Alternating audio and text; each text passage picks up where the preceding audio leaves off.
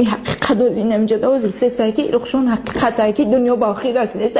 آدمی که وانگا گفته که تی دعوای دانستن علمی غیب، پیشگویی تقدیر و تدبیر جستن به آن وسیله است که فالبینان و سیرگران به این واسطه با باوری ساکنان ساده و گمراه درآمده با استفاده از هر گونه اشیا گویا به کار افتادگان گشایشی کار به بیماران شفا بخشیده مناسبت‌های بین آدمان را گرم یا سرد میکنند. پیشگویی کار انسان ها رو میکشایم برای که این حقیقته.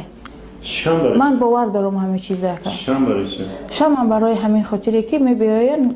شما میخونم ایسوس میگون ایسوس یاردم کن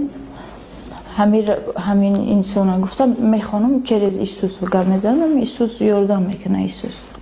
از روی نشاندادی بازداشت گردیده او باوری دینی خود را تغییر داده به دین مسیحی پیوسته است و گویا صدای از غیب به او برای پیشگویی تقدیر آدمان کمک میکرده است. وقتی که گفته که روفی نمیشید برای نام تا روفی نکه من نام روفی نکردم خریسیانی شدم من سوس شدم اکا سلامتی من سوس شد کمتر بهتر شد با آواز آمد با همیشه حالتی کار شد نکی سخت خطر داری تمام بدنت میسوزه در میکنه علو میگیری نمیخوای یگون کسا خونه پیش خونه میری خونه تو نه خونه نمیفورد. دلیل های جای دارد که بابا خان و رخشانه از سادگی کار افتادگان استفاده کرده با روح مردم فریبی برای فرزنددار شدن از شهروندان تیلاواری و دیگر اشیاء ارزشناک را نیز از آن خود کرده است.